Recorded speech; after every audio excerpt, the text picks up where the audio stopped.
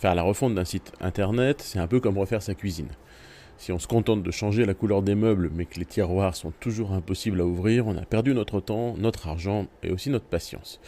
Dans cette vidéo, je vais vous montrer pourquoi l'UX, l'expérience utilisateur, ce n'est pas que du design décoratif mais un vrai levier de performance commerciale. Et je vais vous donner 3 quick wins que vous pourrez appliquer dès cette semaine. Allez, c'est parti!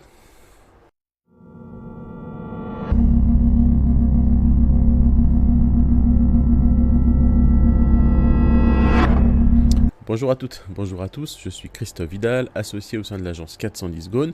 Ça fait 15 ans que j'aide des e-commerçants à vendre plus. Chez 410 Gone, on booste votre chiffre d'affaires avec des sites e-commerce optimisés pour le référencement, le SEO et la conversion. Alors, on confond souvent UI et UX. Pourtant, un beau site internet, ça ne convertit pas forcément. Un site internet fluide, oui. L'UI, le user interface, c'est ce qui attire l'œil. L'UX, l'expérience utilisateur, c'est ce qui retient l'attention. L'UX, c'est ce qui fait que votre utilisateur, votre visiteur, il comprend tout de suite et il peut passer à l'action. C'est clair, maintenant on va arrêter de confondre joli et efficace. Allez, c'est parti pour 3 quick wins. Le premier quick win, c'est le plan de la page.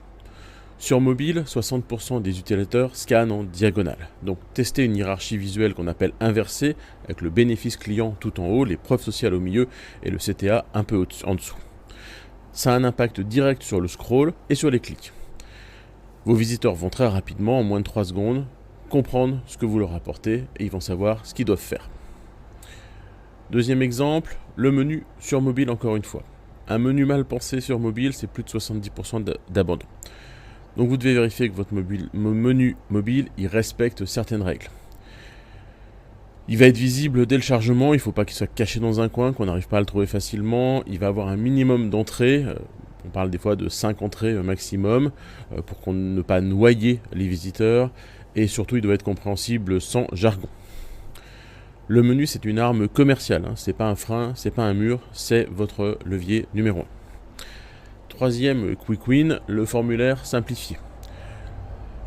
Plus de 3 champs dans un formulaire, potentiellement vous perdez des clients. Donc testez un formulaire simplifié, optimisé. Partons déjà sur 3 champs simples, le nom, l'email et le message. Et on peut envisager des formulaires progressifs, étape par étape, mais dans tous les cas, ça doit rester le plus explicite possible. Un formulaire bien optimisé, ça peut être 20 ou 30% de conversion en plus sur une page contact ou sur une étape du tunnel. Comment est-ce qu'on fait pour mettre tout ça en place et surtout pour le tester? Vous avez différents outils. Évidemment, on parlera de Hotjar pour voir comment vos utilisateurs naviguent, quelles sont les zones de chaleur. Google Analytics pour mesurer l'engagement. Et bien sûr, l'A/B testing dont on a parlé la semaine dernière. L'important, c'est de mesurer avant et après chaque changement. Votre site internet est beau, mais est-ce qu'il est réellement efficace? Est-ce qu'il vend? C'est ça la vraie question. L'UX, ce n'est pas juste une touche de design, c'est une question de parcours, d'intuition, de bon sens. Chez 410 Gone, on audite justement ces parcours utilisateurs pour identifier les points de friction. Demandez-vous ce que votre site fait ressentir à vos visiteurs et ensuite mesurez-le. Dites-moi en commentaire quel est selon vous le plus gros point de friction sur votre site actuellement.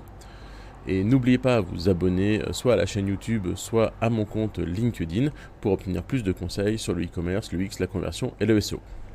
La semaine prochaine, dans le prochain épisode de cette saga de l'été, je vous parle de TikTok Shop, la nouvelle révolution du e-commerce. À très vite!